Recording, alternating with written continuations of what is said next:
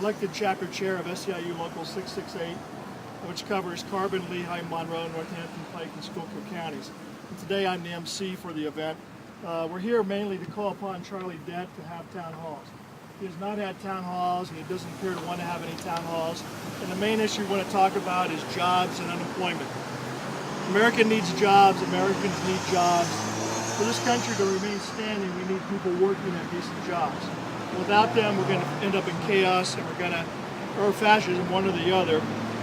Dent seems to be on the side of companies that send jobs overseas, when they should be protecting jobs here, instead of bailing out CEOs and Wall Street out, they're bailing out the poor and the middle class. It always seems like we bail them out. And they also are failing to protect Medicare, investing in our neighborhood and roads, and also improving our schools. America could use a work progress administration right now to put people to work and repair the infrastructure. But every night we hear people saying that the middle class doesn't deserve a tax break. I thought that was the most asinine thing I saw in quite a while, is that in order to preserve tax breaks for corporations and millionaires, they want to not give tax breaks to the middle class and poor. That's ridiculous. And they also don't want to preserve Social Security and Medicare and other social programs that came about in the 1930s and the 1960s for various reasons, but especially in the 1920s and 30s because of unemployment, high unemployment. We also want to preserve Social Security. But today the main focus is on jobs. And we have some people here today who are unemployed workers who are going to talk about their experience and getting laid off as well as their job search. Jody Weinreich, Tampa Manufacturing, can you say a few words? Tell us about you. I worked at Tampa Manufacturing along with about 160 other people, and we were on strike for 15 weeks. It was 3 years ago, and we called Charlie Dent because he helped our boss get a government contract. We were doing military pants, and Charlie was no help to us at all. He didn't come see us. He was out on the picket line and talked to us because he could have helped us get back in our jobs, but we had people in there working, so Charlie was friends with the boss, and he had no time for us. So then in September we went back to work after 15 weeks on strike, and in February he closed the doors. No warning, no nothing, just we went in for their paychecks, these girls. I was out on sick leave, and I went with them for their paychecks. Linda worked with me, Linda Wanger, and it was, we went over to Jenny's for breakfast, and we got a phone call. You know, we had no job, they closed the shop. We said, you're kidding, we were just there. But we needed our jobs, and they just closed on us. And the hardest thing now is trying to get help for your health insurance and that, because there's hardly any jobs out there, and Charlie's got to try and do something to help us get jobs.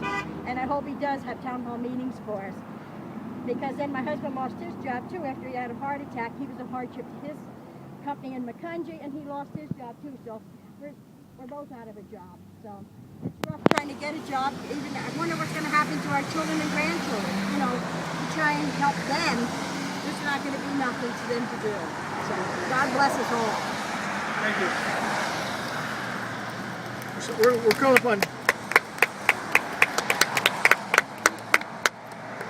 upon Charlie to help create jobs and help the unemployed, and we're certainly not going to help re-elect him if he does not do those two things. Why should he be protecting tax breaks for corporations and millionaires and not help the middle class, the ones that put him in office? Every one of us, of course, needs to register to vote and then vote, and make sure that that's the main power we have as middle class and poor people, is our vote, as long as we vote for the right people. Our next speaker is Steve Nathan. Steve? Hi, I'm Steve Nathan. I'm an unemployed paralegal. I've been a paralegal now for about 20 years, now up until 3 years ago. I had a bunch of temporary jobs over the course of 2-3 years prior to that, when I was let go from a chronic condition that I had for roughly 4 years, handling medical malpractice and products liability cases in the Philadelphia area. Since then, like I said, I've had some temporary jobs, but not enough to help me with paying my bills, and certainly not enough to help me to keep my home of 11 years that I lost before closure and eviction this past November.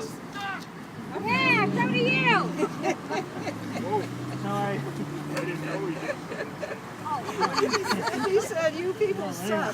So anyway, like I was saying, Well, he's fortunate that I've he been has out a of work job so long and he that has lots of money. my home went to foreclosure and the sheriff's sale, and I was eventually evicted out of my house of 11 years in November.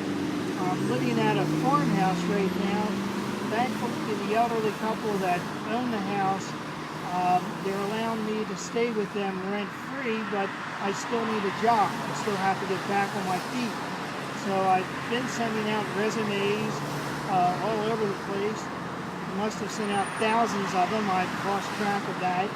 And I've received very few phone calls from agencies and corporations about wanting to hire me.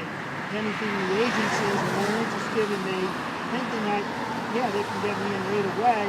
But no, what happens is that the law firms and corporations, they're very specific with who they want to hire.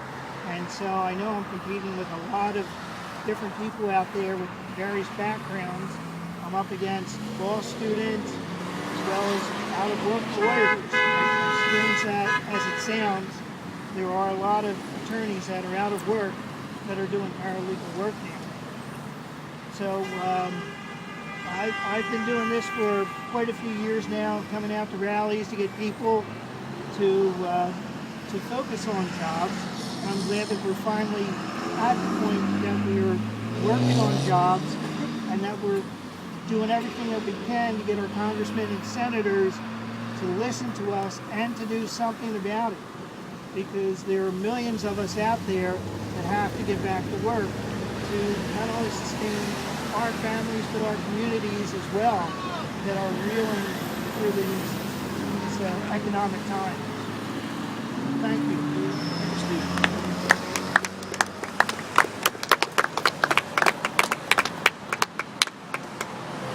Well, another thing we're asking Congressman Dent to do is to support the Fair Employment Opportunity Act of 2011, which prohibits employers and employment firms from rejecting applicants solely because they're unemployed.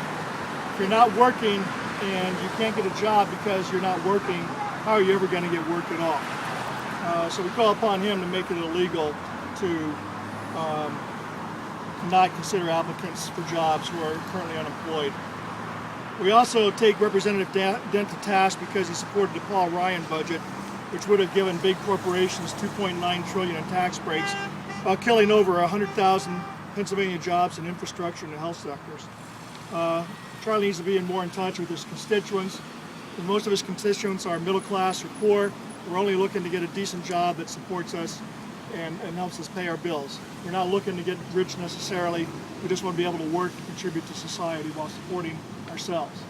Our next speaker is Anthony Tipaldi. He's going to say a few words about his job search and so on. Thank you. Hello everybody, my name is Anthony Tipaldi, 26 years old. I graduated college in 2008, 2 days before the country officially went into a recession. My company I was working at, FedEx, officially went into a hiring freeze. So there was no opportunities within the company I was at. And obviously searching for a job at that time period was probably one of the worst times that you can start out when you're starting your life out. I decided to stay at FedEx for a couple of years. I worked my way up into management. I found that the company would take their employees and send them into different training courses to make sure that you could block any kind of unionization or anything in the facility if you saw any contractors we worked with or any of the managing employees. And I felt I didn't want to be a part of a company that was brainwashing their employees to do things like that. So I took my job search to the Philadelphia area, and I took a job that I thought was a marketing position. And what the company turned out to be was a company that was trying to send young college graduates out to scam people into free window estimates. So after that, I was out of a job, and I've been now looking for a job since April. I have easily 300 resumes out. I have a background in communications, economics, and management experience, and I can't even get a call back for an interview. So it's been a big struggle right now, trying to start my life out and not get any kind of support from anywhere. And I know my politicians haven't really been doing much to get any kind of job growth going on. And on the other side in my family, my parents and my uncle and some good friends of my parents have been working at a company almost 40 years. My dad was there 37 years. He started sleeping the floors there, and he ended up becoming the plant manager, and he's a very, very well-liked guy. My mom worked in the office. that company was outsourced by one of those companies like Mitt Romney used to have that just takes manufacturing companies and sends them over to China. And after 2 years, they were trying to get my dad and his fellow employees to go over to China and train the Chinese how to manufacture like we were, and he wasn't having it. And then they made him lock the doors on his last day with a company he'd been at for 37 years. Now he's 57 years old, he can't find a job. So that's why I'm out here trying to support my parents and myself and our congressman. Hopefully to regain a focus on jobs and not corporate interests. It's kind of hard finding out. I was just entering the world that our government seems to be so corrupt and corporate interests. I didn't think it was like that when I was 17, when I was more oblivious to what was going on. So appreciate everybody coming out here and supporting, you guys and myself. I have a lot of friends out of work who are college graduates with law degrees, engineering degrees. Can't find anything. So keep up the good work. Thank you.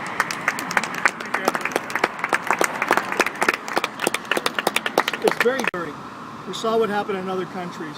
Primary driver behind those young people getting involved in trying to depose the government was the fact that they were unemployed. Their unemployment rate was 50% or higher. When people don't have jobs that support themselves, then what are they going to do? I mean, if you have nothing to lose, what are you going to do? Our next speaker is Edward Balukas. He's UAW Local 677 president. He certainly can speak on how the lack of jobs has affected the auto industry. Hey, everybody believe in the American dream?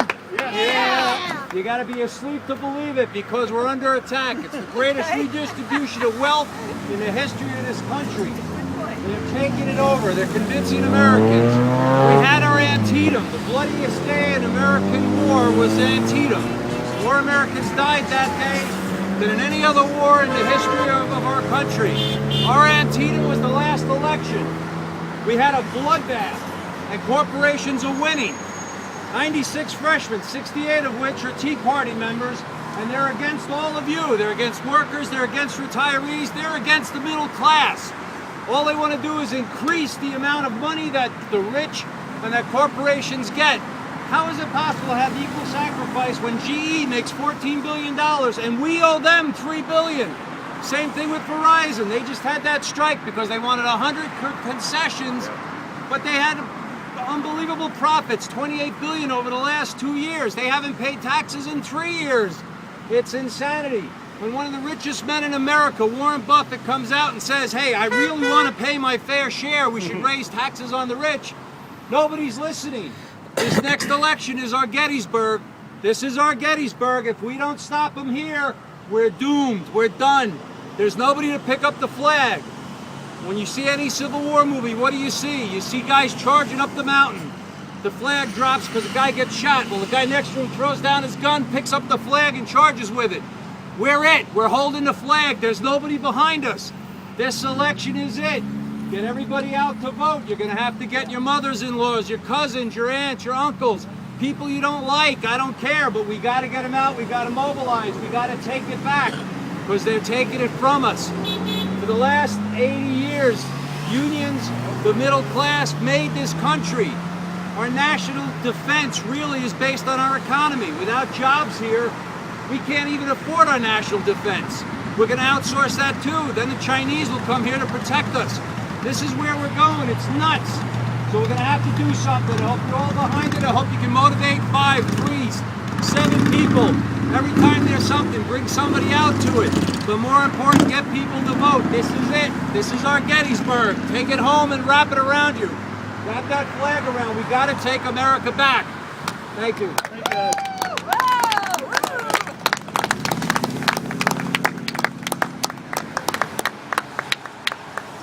I'm glad to see I'm not the only Civil War buff here, but that's because my great-great-grandfather fought for the Union from 1861 to 1865, serving as infantry, then mounted infantry, then cavalry. He fought the Western Theater of the War from Indiana all the way to Georgia and up to South Carolina and North Carolina, where it finally ended.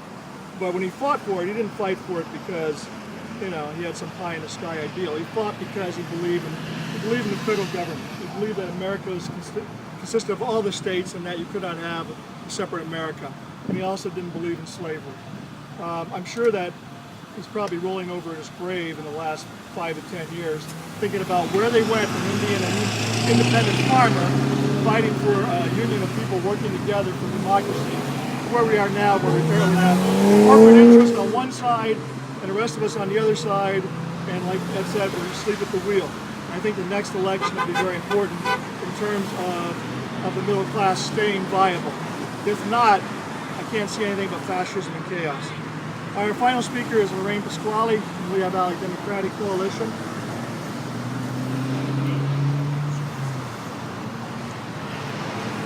I'll be brief. I realize I'm preaching to the choir here, but a couple of things I want to talk about. That yes, I am with the Lehigh Valley Democratic Coalition. The thing I want to emphasize is that jobs are important to everybody. The partisanship has got to stop, and I am speaking to Democrats as well as Republicans, independents, everyone across the board. Now is the time for our country to come together, to work for the betterment of our citizens. That's what our government is about. They're supposed to be doing what is best for the people, not what is best for their corporate benefactors, for their campaign donors. So I'm here to just speak up and urge everybody in Washington and in Harrisburg alike to put down the partisanship and let's work together. This affects everybody, and we all need to we're all in this boat together because we're all going to sink or we're all going to float together. That's it.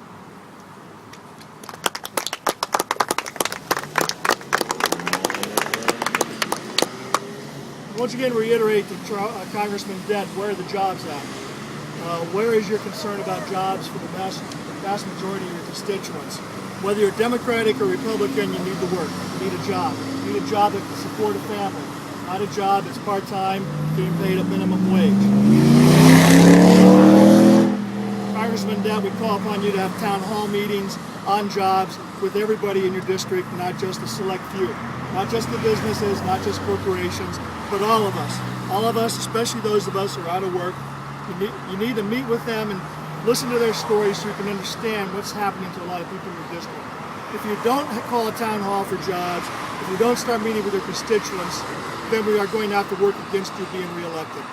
Anyway, thank you everybody for coming out today, and I appreciate it. And Tom Ulrich. If you didn't get one of these sheets, the next thing that I would point your attention to is on the Sunday the 4th at 11 o'clock in the morning, Sunday morning, Steelworkers and Friends Parade in Bethlehem. Hope all of you can make it. We need to find ways that we can be out there in support of all of this kind of stuff.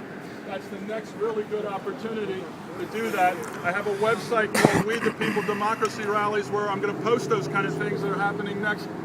It's on here.